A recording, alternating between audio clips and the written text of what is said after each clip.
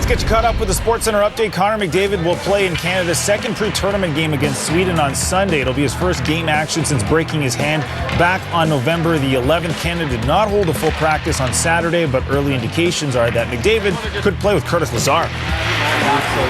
That'd be pretty special to play with a guy like that. He has so much experience, and playing in the NHL, he has obviously some good advice, and plays a very pro mentality type game, and just to play with him would be unbelievable. He's an awesome guy and an awesome player. Well, I've been bugging him saying that he's waiting for me to come so we get back into a game, but we'll see what happens. I mean, I don't know anything about the lines or whatnot. I'm just hoping to get into a practice here soon, I guess probably tomorrow, and go from there. I mean, it's been a while since he's played, and I'm going to get little adjustments to getting to play at this level.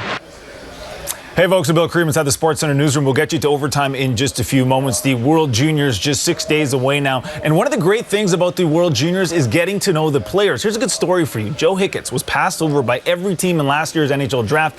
Being 5'8" as a defenseman didn't help, but the long odds hasn't stopped the 18-year-old from bouncing back this season. Mark Masters has more.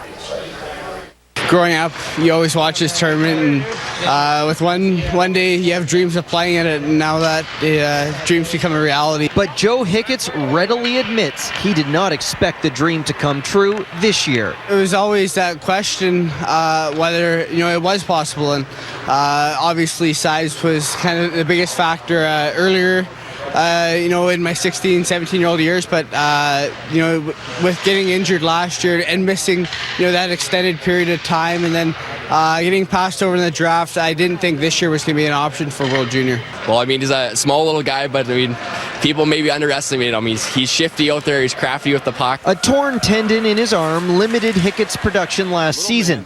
His draft stock plummeted, leading to a heart-to-heart conversation with his coach. I tried to explain to him that it might be in your best interest not to get drafted this year, and as hard as it is on draft day to be sitting there and not being a part of it, it might be the best thing career-wise.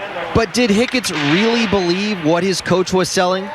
Not really. He called me early in June, and I've said it before, it was probably the worst conversation, but the best one at the same time. He understands, and I think he's a realist, and he keeps everything in perspective. Just his determination and his understanding that you have to get better every day, and I think with him, he's a resilient player. I think the biggest thing was, I had to get back to the gym right away after the draft, and I wanted to be the hardest working player for the rest of the summer. All of that hard work paid off as Hicketts lost about 15 pounds. He was motivated by the doubters, including Hockey Canada, who did not invite him to their summer camp for World Junior hopefuls.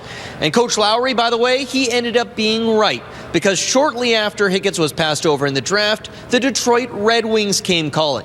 They invited him to their prospects camp, and Hicketts impressed them so much that he earned an entry-level contract. Do you think maybe you've put to rest all the size stuff? Maybe, but I can't stop now. Gotta keep going. Mark Masters, TSN, Toronto. So again, Connor McDavid will take part in Sunday's game against Sweden. It'll be very interesting to see how he does in that one, especially if he does play with Curtis Lazar. That's Canada's second pre-tournament game. You can see it on TSN 2 at 7 Eastern. Then they take on the Swiss Tuesday in Montreal in their final pre-tournament game, where they will play their preliminary round games. That can be seen across the TSN network at 7 Eastern. And then it finally gets going. Boxing Day. Canada taking on Slovakia. That one going at 7:30 Eastern, live on TSN. All right, let's get you back to the rink after the break.